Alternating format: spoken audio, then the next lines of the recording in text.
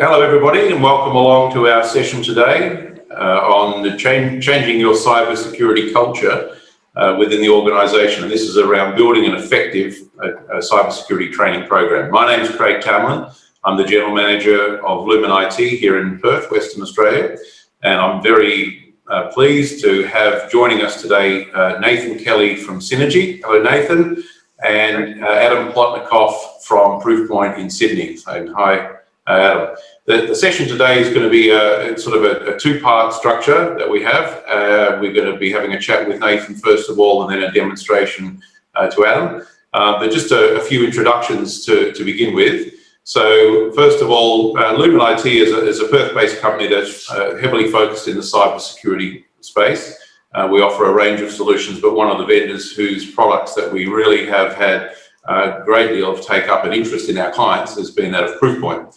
A range of products that they offer, and today we're focusing on one of their products, which has been an award-leading product, a Gartner leader of the Magic Quadrant for about the last 8 years, and that product's been in use at Synergy, and Adam will demonstrate that for us a little bit later. But if I can hand over to you, Nathan, to introduce yourself, and then across to you, Adam, please. Thanks, Craig. Hi everyone, I'm Nathan Kelly. I'm the cybersecurity lead at Synergy. I've been at Synergy for nearly 10 years in different roles and in the cyber space for the last 5. My background is I've got 20 years experience in the industry, working in financial, commerce and the energy industries. I've got a systems engineer background, so I've started doing a lot of engineering around the infrastructure space, and then I guess in the last 5 years I've kind of pivoted over to information security and cyber, I guess aligned to the way the industry's been. So that's me, and I'll pass on to Adam. Yeah, thanks Nathan. Adam. Excellent, thank you. So my name is Adam Plotnikov, and I've been at Proofpoint for just over 12 months now. I joined in October last year, and my role at Proofpoint is the Proofpoint Security Awareness Training Specialist. So working very closely to organisations to really understand what their needs are around security awareness training and helping to align those requirements to the solutions that we provide. Before joining Proofpoint, I've worked at a number of different security vendors and held various different roles, including a technical background as sales engineering and support as well. Right, well, thank you very much, Adam. So in our agenda today, the introductions, which we've just done, so you've just seen everybody. What we're going to be talking to next is talking about Synergy's cyber culture change. How did Synergy go about it? And that's why I really wanted Nathan to share some of the success stories that Synergy have had over the last couple of years. And then we'll go over to Adam, who will do a demonstration of the platform. But the important thing, I guess, to start with is to set the scene for everybody here on the call. We've got a good number of people from a range of different industries, from government to small, to large enterprises, some city councils, and a number of other organisations. So we thank you for your time, and hopefully you've got a sandwich and having lunch whilst you're watching us entertain you over your lunch break. I guess just to set the scene, first of all, we're all aware that there's a large number of tools and technologies that help to prevent from cyber attacks in organisations. And this is part of what we do and what we have done, I guess, over the last 20, 30, 40 years in IT. Better firewalls and virus scanning and email gateways and other technologies like that. However, most organisations are now acutely aware that there are other types of threats that can come in that are what we often call zero-day. These are threats that will bypass some of the technologies because they're a brand new threat that's been spearphished, targeted at a particular user based on what they found on their LinkedIn profile or other social media or even in the press, and trying to go hard at that particular organisation to compromise their email systems and have them pay money, ransomware, or just through some type of extortion or other type of activities. And so we now are at a point where all organisations are seriously looking at making all users aware of the types of threats that are possible and how to remediate, to identify and remediate those threats. And the point is that we need users to be part of our defensive lineup. The thing that I say to most organizations is that to do so requires you to change the culture. You need to see that users can look at a URL that's in an email and go, that's not right. You know, as I say to people, you know, that I've got my spidey senses tingling. Something's wrong with this email.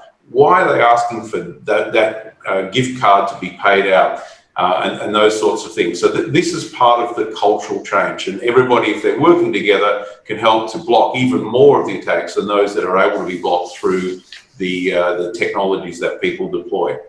So what I'm going to do is I'm going to sort of dig here and turn over to Nathan and have him talk to some of the environments that they have. Nathan, so I'm interested in, for Synergy, obviously the state's electricity provider. You're a very well-known household name in the state. How has the executive sponsorship at the program level been within the organisation? Can you tell us a little bit about CEO level, CIO level, and how that's working for you and how that has worked over the last little while? Yeah, sure, Craig. I guess it's getting that buy-in from the leadership is one of the most critical things that you can do to get a successful cyber program and an awareness program. For us, we've got full buy-in by our board and by our execs, but it has taken a bit of time to get to that point. It wasn't originally like that. So when we kind of started on our journey, it was more of a technical, looking at the technical side of things, trying to get the awareness within the business increased, but getting the people at the top to kind of buy-in wasn't easy. And really, the way we were able to is we actually had a real incident occur. So we had a spear phishing attack on one of our executives.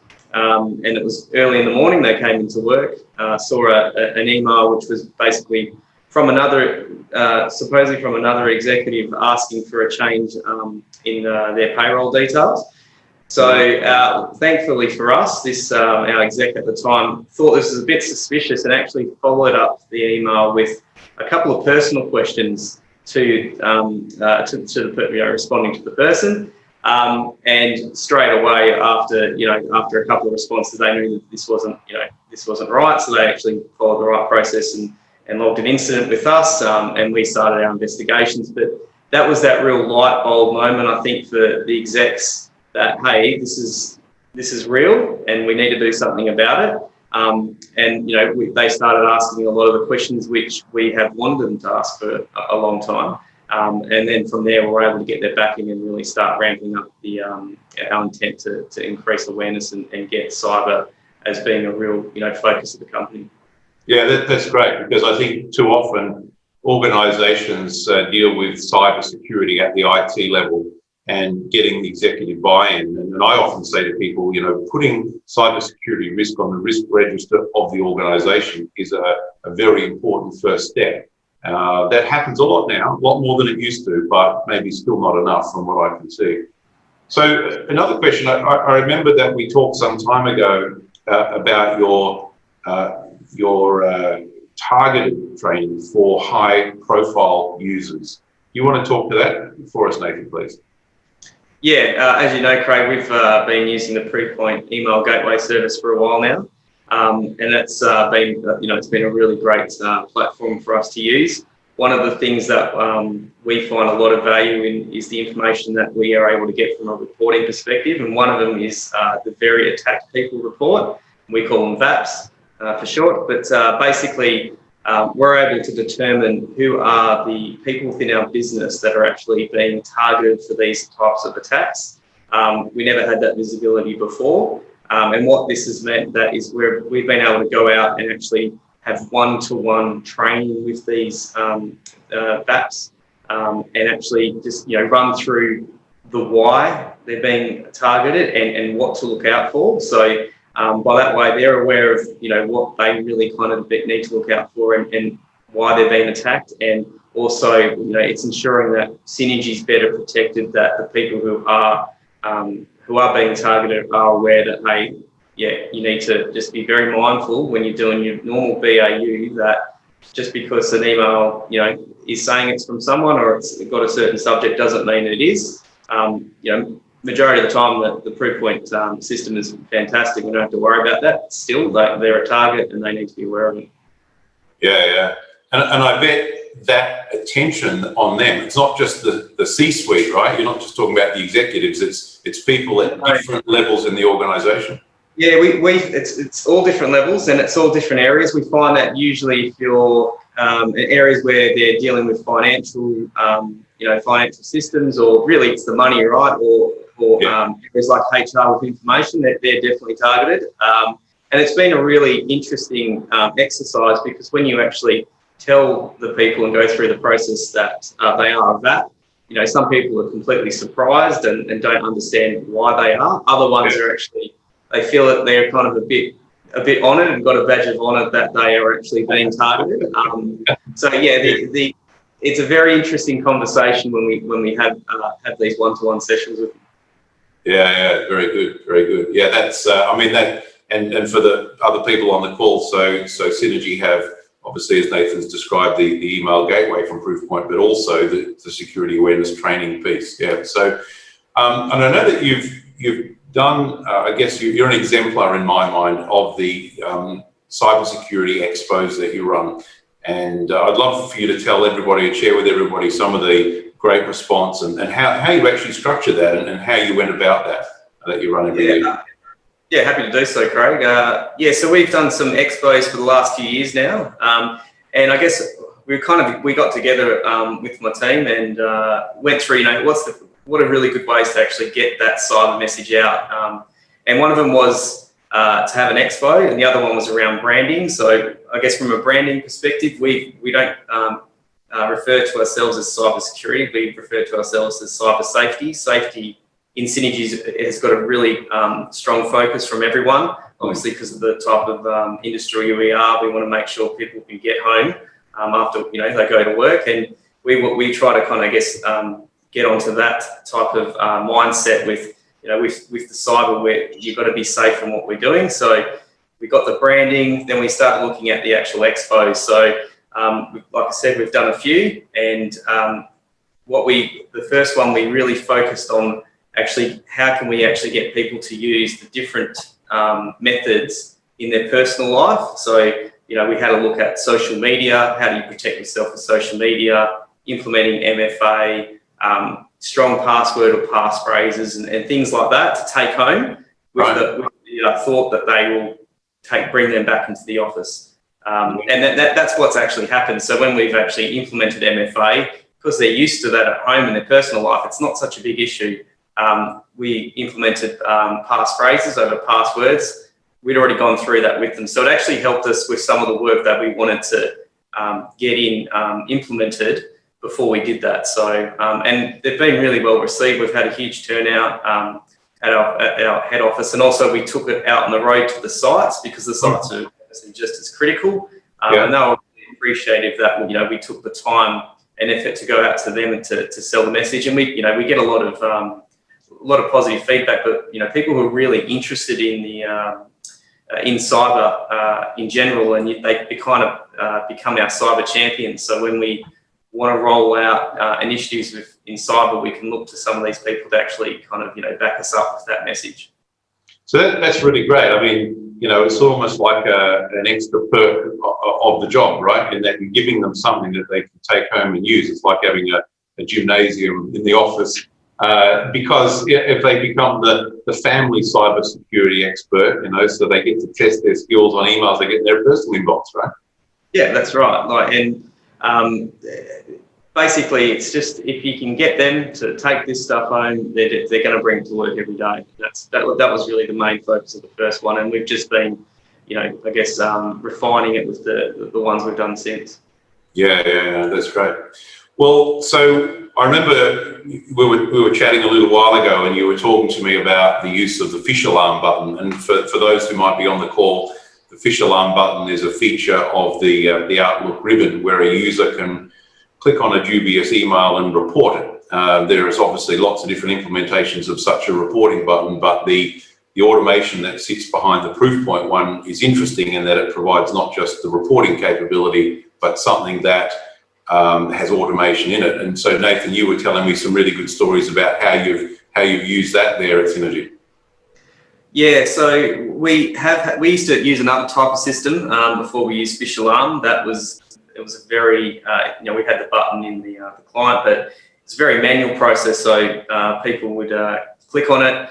That would send it off an email to our team and also to the service desk, and the service desk would have to manually create tickets. And so there's a lot of manual work to it and no smarts to it. So we had a look at the Phish Alarm product. We put that in with the awareness system, and it's just automated. So there's no, there's immediate feedback to users when they use it. If we're doing say a campaign, a phishing campaign, if they've actually, reported it, they've done the right thing, we say thank you for that. This was a phishing exercise. If it's not a phishing exercise, we still give them the thank you, that positive reinforcement to say thank you. You were actually helping us be cyber safe. In the back end of it, from the service desk perspective, they don't have to do anything. It's just comes straight into our cyber team's queue, and we start looking at it. So yeah, no extra work. Using the automation, it's definitely been a really good positive experience for us.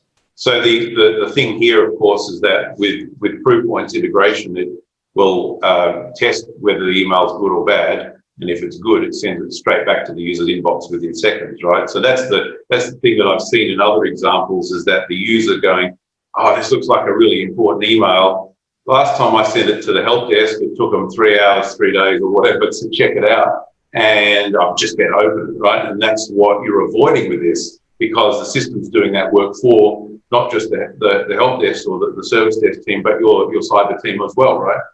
That's right. That's correct, yeah. Yeah. Now, you mentioned that phishing simulation sort of feature as part of what you were trying to do, and you were telling me some stories about KPIs that you have around this and some other awareness ideas. Yeah, so we've set obviously every organisation usually has KPIs. So from our T&T area, and cyber in particular, we've got KPIs around cyber, and what we've really honed in on is trying to get the click rate when it comes to actually reporting these phishing emails to be at a certain level. Right. It's I guess trying to get that good behaviour in our workforce to, if you see something that you think is suspicious, it's better to report it than it is just to leave it or even delete it. So we have a bit of a mantra called ask out loud. If you're not too sure, ask the person next to you. And if they're not too sure, either ask cyber, which is, it's an email address where you can email us, or in this case, just report it. Doesn't take any effort. It's not going to be much effort on our part if it's a false positive. But yeah, just ask the question, does this look suspicious? Yes, well, report it. Better be safe than sorry. Yeah. And I guess the idea is then you can actually monitor the number of clicks that people have on emails over a period of time, and then say, people are participating strongly in the program, which I think is a really good idea. Yeah. That's right, and that KPI is at our CIO's level as well. So it's just not at a lower line. It's from our leadership is got that same KPI. So they're selling the message in the meetings and discussions that they're having, right? So which is really good. And we're trying to be, I guess another thing is we've got a reward system at Synergy. So if people are doing, great work, you're able to reward them, which they can be, financially, rewarded with certain things. So we're using that mechanism as well, where if people are actually showing the right behaviour, we're going to, give that positive reinforcement to say, thank you, you're doing a great job. And I guess flipping it from the, positive, not being punitive and having that heavy-handed tactic, but being really positive with that reinforcement. I think you hit the nail on the head there, right? Because the punitive nature of some training, especially the old-fashioned way of doing cyber training in the classroom, people feel really bad. And there's one thing that I've noticed out of the Proofpoint platform is that the training is, even if you get something wrong, it's not nasty. It's very positive, supportive. Here's what you might have missed. That goes for the phish sims as well as the training modules, and and cyber quizzes as well, right? Yeah, and like we've even been looking at how can we gamify, I guess, what we're doing when it comes to the awareness. So we're contemplating having a phishing February. So in February we may have a kind of a competition out there for how many phishing emails that or campaigns can you spot, and make it a bit of a game between the different departments to try and get them engaged. So we're looking at those type of activities. So we'll see how that goes. But just trying to think a little bit out of the box as well with how we approach these things. Well, I think that's good, and quite frankly, the security awareness training, getting it sort of ingrained into the habits of people, and it's the muscle memory, so to speak, so that people they're used to clicking, they're used to seeing these sims, and then when they get a real one, they go, aha, no, it's I'm going to report that one as well. So that it means that the chances of something getting through are very, very small, which is really good. And I like the idea of a competition, something between various departments. And phishing February spelled with a PH, I can see that working really well from a I think we'll actually do well, because there are some areas in the business that are very competitive. So I think that's I think it will be a success, but we'll see how it goes. We've got to try these things right, and see what doesn't. So yeah. And the other thing, in terms of, obviously the platform has lots of other security awareness materials like videos and posters and things like that. Can you talk to how you're using some of that in and around the offices? Yeah, so there's a ton of content in the platform, to be honest, and we haven't been able to use it all, but we're trying. So yeah, we've other than the things like the normal training that comes with it. So we've got a bit of a system. So if someone fails a campaign, they get a little training module to quickly kind of run through, and it just gives you the high level, these are the things you're missing out on, just be aware of it. If it happens a second time, again, it's that soft touch approach where it's like, hey, you kind of got to do something here. If it happens a third time, that's a bit different. We need to have a conversation with them, and most probably their manager. Thankfully, we haven't got to that stage, which is great. But we need to. That's when we're going to have, I guess, a harder conversation, and we get them to do their mandatory training. But I guess the content from the training is actually really, really good as well. And there's some, you've got your traditional kind of training modules now, and I've seen lately there's been some new content which is very tongue-in-cheek type of training, and making it a bit fun, and I guess depending on the person, that might engage them more so than your traditional type of training modules. So yeah, it's been a great platform just to give us the flexibility on what we can do with different ways of educating our workforce. Yeah, that's really good. And I've always said, there's what I call training modalities. Different people learn different ways, and what we want to do is we want to, I guess, strike a balance between an approach. I mean, there's game modules in there, but a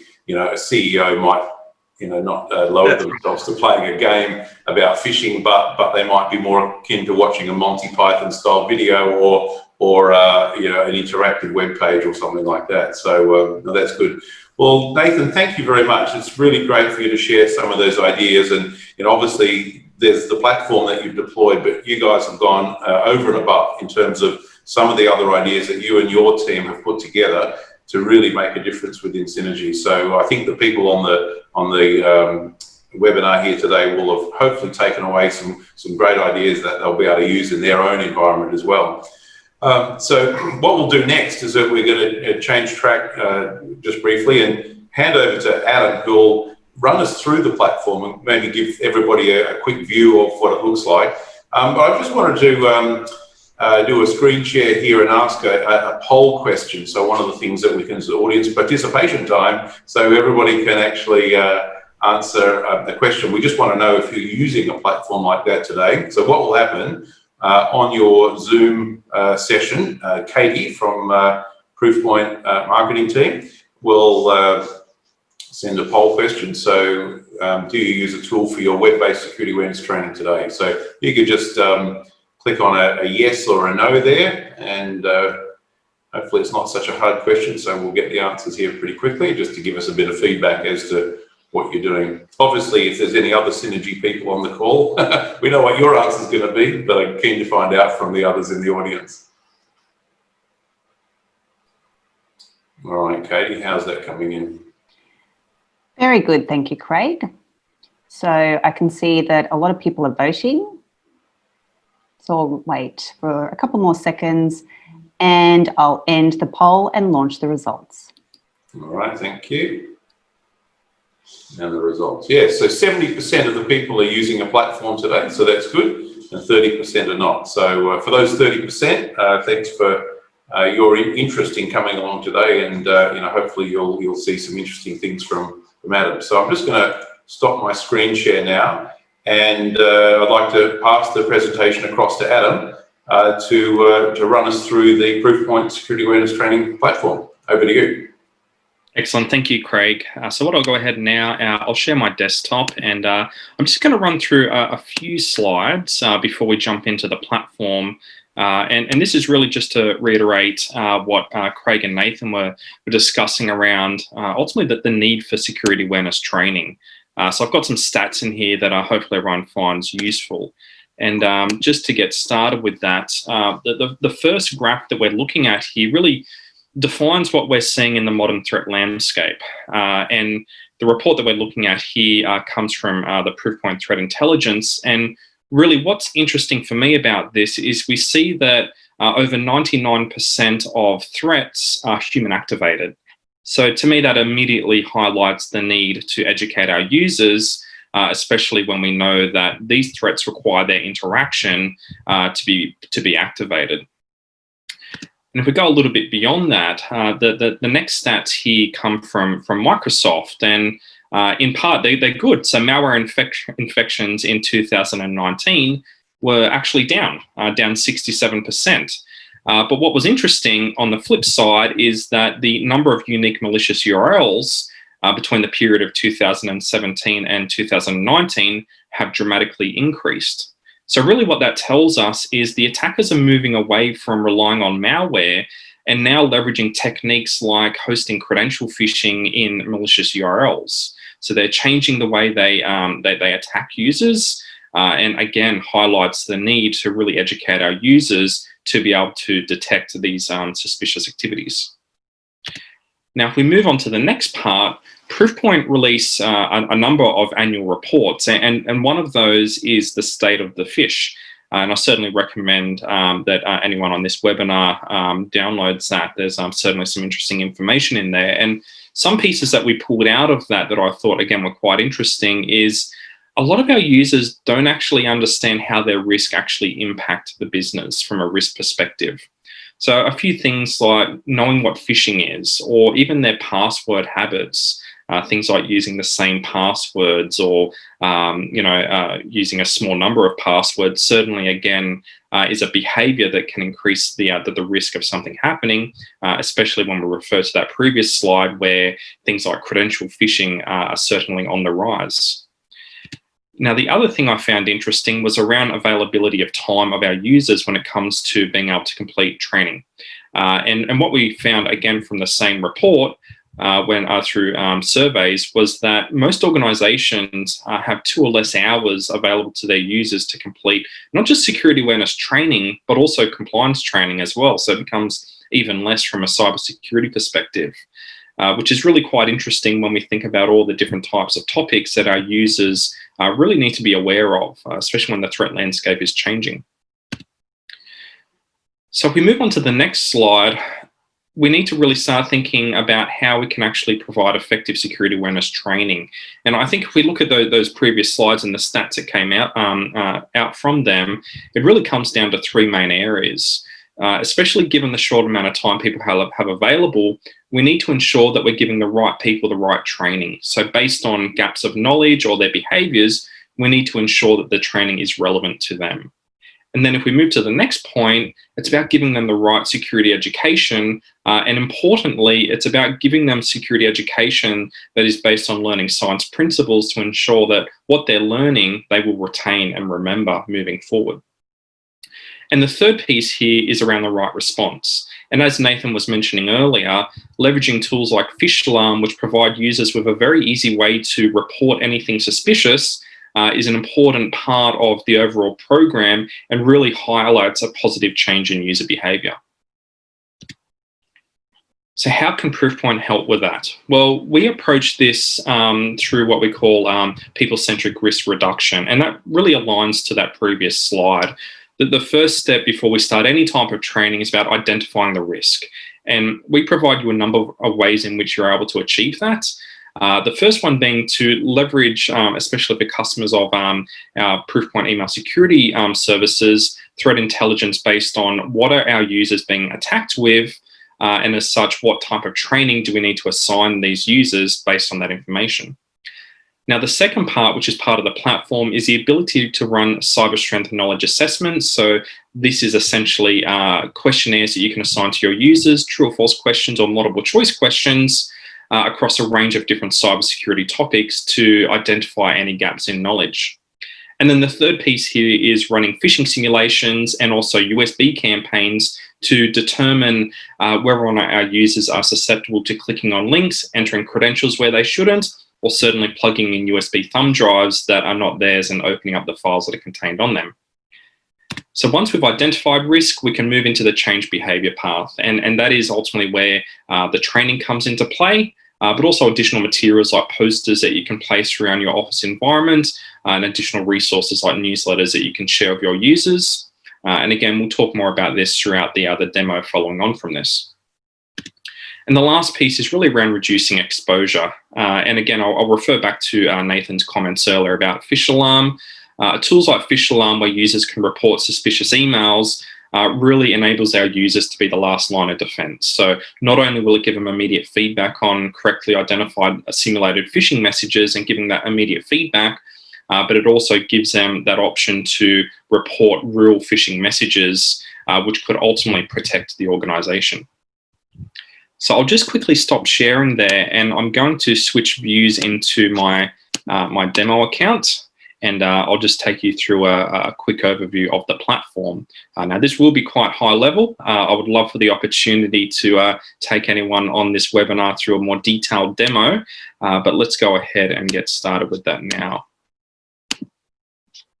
Fantastic. So what we're looking at here, this is a central admin console of the Proofpoint Security Awareness Training platform. And the first thing that I'll mention, the 4 pillars that we see here align to that slide that I was showing earlier around how we can approach security awareness training using that people-centric approach. And also what we often refer to as a continuous training methodology. The idea is that this needs to be ongoing. We can't expect to give users a training module and a phishing simulation here and there and expect that to change behavior. This needs to be adaptive and continuous throughout time. So to start off with, I mentioned cyber strength assessment as a means of identifying risk. And these are, again, questions that can either be true or false or multiple choice. And really the important thing to note is we provide you with a predefined library of questions. There's 529 questions included. And as you'll see here, they cover a range of different topics. So it's not all about email and phishing. It includes things like staying safe while on the road, using the internet safely, even questions that I guess are in relation to PII, managing passwords, even things like physical security as well. Now, if the question library isn't large enough, you can of course go ahead and add additional questions here as well through the tool. But ultimately, what you're assigning your users to are what we call assessments. And again, we provide you with predefined assessments, which are either based on particular topics, and we'll take the questions that relate to those and include them in the assessments. Or we also have these broad-based assessments, so 33 question, 22 and 55, where it will take a few questions from each category and bundle it up into an overall assessment. These make for a really good sort of initial baseline assessment of our users at the start of a program. Now, just to give you a bit of an idea in terms of what that looks like from an end user perspective, I'll open up one of the assessments and we'll just have a look at a couple questions. So in this case, it selected a question from the protect and dispose of data securely category. And it lets us know that there was a PII breach, Kerry's data was stolen. This breach would be particularly risky for Kerry if what was lost. We look at the possible responses here, a combination of multiple pieces of PII, PII that can directly identify Kerry, that includes health information, all of the above or none of the above. In this case, I'm going to go all of the above. And the important thing to note, you may remember I mentioned learning science principles before. This is how users, adults especially, will learn and retain information that's being presented to them. And one of those things is that immediate feedback. So we're not going to wait to the end of the assessment before we give users feedback on their responses. Let's do it as they're going through this, as it just does a far better job of ensuring that it sticks with them and that they retain that information. So in this case, I get it correct. And regardless, I get the correct feedback below on the correct answer. Now, if we go on to the next question, this is based on using social media safely. It's a good choice or bad choice question. And it's asking me if I receive a connection request from a former classmate, she accepts the request without reviewing the person's profile. So is that a good choice or a bad choice? I'm going to go ahead here and say it was a good choice, which is a wrong answer. But the important thing to note here is I get the correct feedback on the response there. So again, I can learn from this experience, but also things like choice of words. We don't want to say bad job. That's a little bit too harsh. We don't want users to feel bad for getting it wrong. We want them to learn. So oops is certainly a slightly more gentle approach for that. So that's just a few examples of the cyber strength assessment and the capabilities that can provide you in terms of understanding risk within an organization and identifying those knowledge gaps. The other part in which you can identify risk is through running a phishing simulation. So if I just jump into here, this takes us to a slightly different area of the platform that we call Threat Sim. And the important thing to note here is that we give you a large range of reports and data that come out of the phishing simulation. So it's not simply telling you who clicked on the link and who didn't. There's a lot of other information provided here that can really help identify different behaviors across our users, as you can see here. Again, to Nathan's point earlier, typically with phishing simulations, we're looking for a decrease in clicks of these phishing messages, but we also want to see things like an increase in users correctly identifying these as phishing messages using that phish alarm reporting button. So we give you all of that data here, and that's made available to you over time as well. So again, we want to see that decrease in links, which is what that horizontal line is, and we want to see an increase in the number of reported messages. So again, lots of data provided. It's very granular down to a user level, and it also provides us information like user conclusion. So looking historically at how users have performed, and giving us feedback such as a user failing more than 3 phishing simulations in a row. Again, highlights needs to do maybe some additional training for that user versus say a user who typically does the right thing and does not click on these links. Now, in terms of actually setting up campaigns, we provide you with a number of different styles of campaigns that you can create. So drive-by phishing campaigns, these are your classic emails that contain some text, and a link, and the idea behind it, it tries to trick the user to click on that link. If they do, they fail that phishing simulation, and what they're presented with is a teachable moment. It's a web page that lets users know they've just fallen for a phishing simulation, but letting them know that it's okay. Here's some pointers to take away and to learn from this experience, so hopefully next time they know what to look out for. So again, although we're assessing users here, we're educating them along the way based on their behaviors.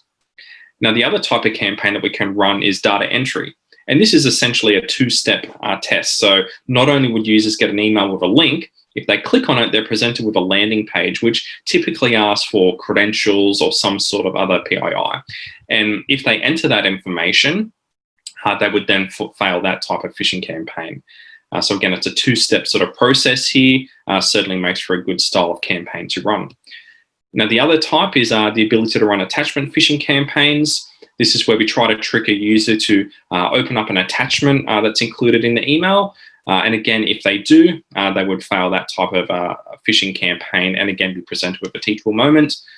And then lastly, we have the USB campaigns that I briefly touched on before. So with this, you can actually configure USB thumb drives with a file that you set up within this platform, place a file on those drives, and then the idea behind that is you place USB drives around your office environment, maybe in a breakout room or on someone's desk. And the idea is to see if any curious users attempts to plug that into their machine and open up the files when they shouldn't be. And that information is then fed back into the portal here, giving you that useful information. Now, the other thing that I'll mention here under each type of campaign type, you'll see the number of templates available. So one of the key integrations of this solution with the overall Proofpoint threat intelligence is the ability to leverage our Proofpoint view of threats in the wild and repurpose them as templates that you can use within this platform. So it makes a lot of sense when you're running campaigns to use real-life messages in a safe way, where we've cleaned up the links, we've cleaned up the attachments, but the messages look exactly like the style of phishing messages that your users could potentially receive, not just in their corporate email, but potentially also from a personal side as well. So you can see here overall we have about 1,700 different templates, and this is updated pretty much weekly. Again, with our threat intelligence, we're able to keep this relevant and updated quite often. Now, I should also mention all of our templates can also be customized, so you can change the text within those templates along with the email fields, and really, the idea behind that is to make it easier or harder for your users. And you can also create your own templates from scratch as well. However, with 1,700 different templates available, there's obviously plenty to choose from here. And this is just one example of one of the templates that we have. And if I go ahead and add that to my campaign, you'll also be able to see that I can edit the email fields of that, change the domains that it comes from, even the content of the message. So as an example, I might go down here and go hi, and add the user's first name, just to make it more personal. That makes it a little bit trickier for users to detect as well. So again, you can adjust the complexity of that based on the campaign that you're running. So what I'll do now, I will jump back to the main view of the platform, and we'll just have a bit of a look through the few other parts of the platform. So the next part is obviously when it comes into the relation to training modules. So we provide customers with 189 different training modules today. And again, similar to CyberStream, the important thing to note here is they cover a large range of categories. It's not all about email and phishing, things like working securely beyond the office, ransomware, social engineering, things like that. And the other thing that I'll mention, you'll see under each heading here, the style in which the module is delivered. So we give you a number of different options. We have classic interactive e-learning style modules, which are mainly text-based, but requires end-user engagement. Again, that's one of the learning science principles, to ensure users are learning and build some muscle memory, and typically a quiz at the end of that module as well. We also provide video versions of those modules. However, they still require end-user engagement. So as an example, it'd be a short clip followed by some interaction, next part of the clip, and so forth. Now, we also, towards the start of the year, acquired a company called The Defence Works, based out of the UK, and they've brought on additional content, including some sketches that you can see here. We've got the cyber guys, and these have real-life people playing out parts in sort of a non-technical way that are highlighting some really important topics that people should be understanding and learning from a cybersecurity perspective. So just as an example, and hopefully the audio works here, I'll just quickly open up one of the examples here to give you an idea in terms of what this looks like. And I'll just fast forward here. And you'll see here the style of content. So the idea behind this, slightly more entertaining, a bit more humorous as well. Okay, I'll just jump forward.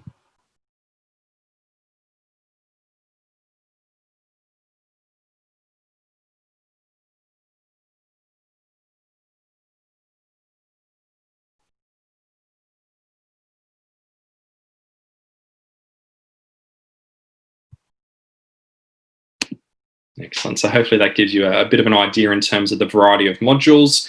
And one of the reasons for that is we understand every organization has a different view on how they feel as though their users will best learn. So we want to give you those options. If your users prefer more entertaining, humorous options, then we certainly have that Monty Python style content available.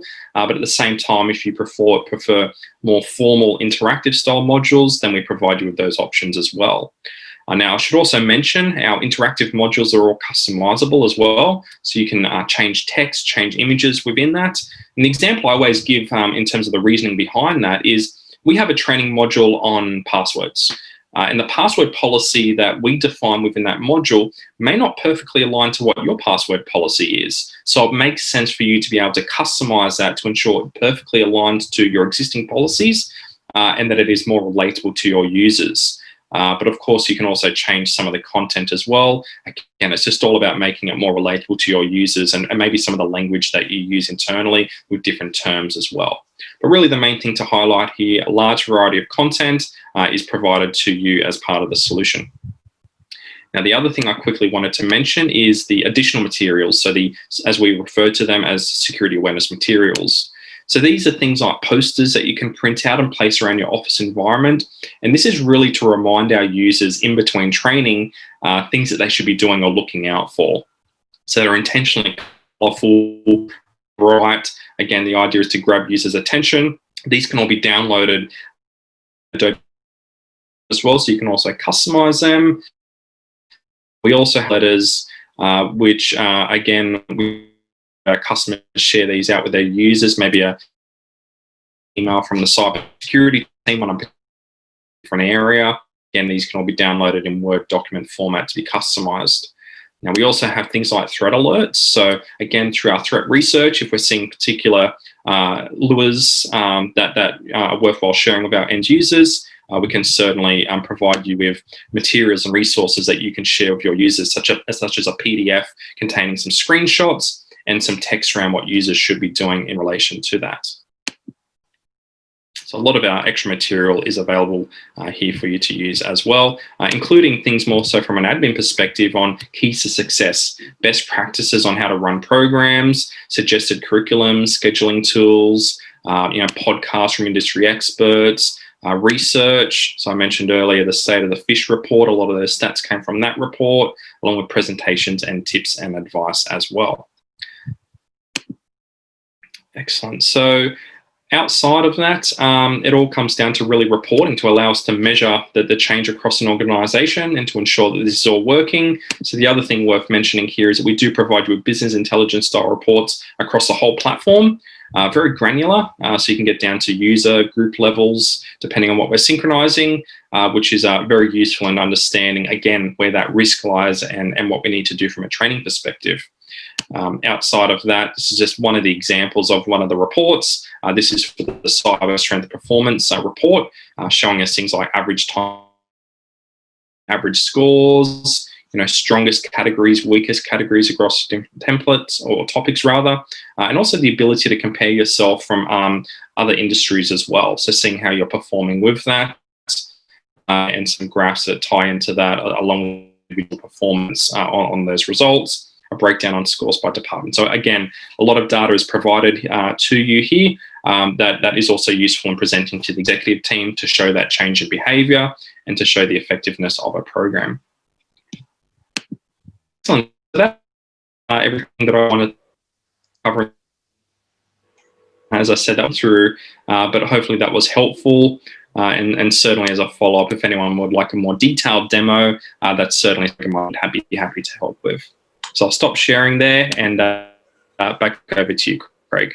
Thank you very much, Adam. Yeah, that was a very condensed demonstration. And normally when Adam and I do these, we sort of allocate about an hour to an hour and a half. So thanks for squeezing that in. And I hope that everybody on the call got a chance to at least get a little bit of a flavour of this product. What I find with it is that it's very polished, very comprehensive, and you are able to actually go out there and implement these training programs or phish simulations. If you're a little bit skilled with platforms, it probably only take you an hour, right, to actually get the basics under your belt. So thank you again, Adam, for that. What we're going to do now, I'll just sort of share my screen. We're going to do some Q&A. So as part of the capability within Zoom, there's a chat line. So you can actually send us questions that you might have. So you can type those in, and this will give us the chance to respond to any questions that might be coming from the audience. So you can ask them of Nathan. Some of the comments and information he provided at the start probably got people thinking a lot about this. Adam around the platform, or me about anything local to do with the market or what other West Australian clients are doing. So Katie can have a look at any questions that are in on the chat line, and maybe Katie, if you can select some questions at random and read those out, and we'll get the appropriate person to address the question that comes in. Absolutely. Thanks, Craig. Yep, so I can see that there's questions already coming in. So the first question is, this might be to Adam or Craig. Can you provide a managed service around the training for an organisation? Oh, I can take that one, absolutely, yeah. So look, in the Synergy example, they've got quite a good cyber security team, well staffed, and Matthew there, I know spends a lot of his time working on the security awareness platform, but for some clients, they're quite busy and they are focused on business as usual and don't really have time to roll out a program.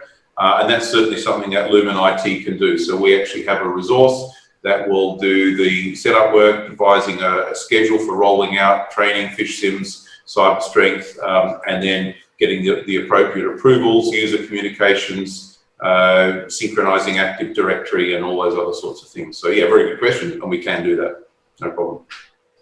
Wonderful, thanks Craig. So I think this one's for Nathan. What has been the secret to Synergy's cybersecurity success? I think there's a few things to it. I'd say that I guess you really need to get buy-in from your leadership. I think it's really critical that you get that. If you can get that, then basically your journey is going to be a lot easier. And I think to do that, you really got to sell the story. Like, what's the consequence if we don't do this to the business? And speaking in, I guess, the terms that people on boards and execs kind of understand. So it's usually around risk. You know, what is the risk to the business, and what is it going to mean if we're compromised? So if you can sell that story and you can get their support, I think that's, you know, you're well on your way of being able to do what you need to do to, you know, to protect your organisation, and obviously the awareness side is an aspect of that.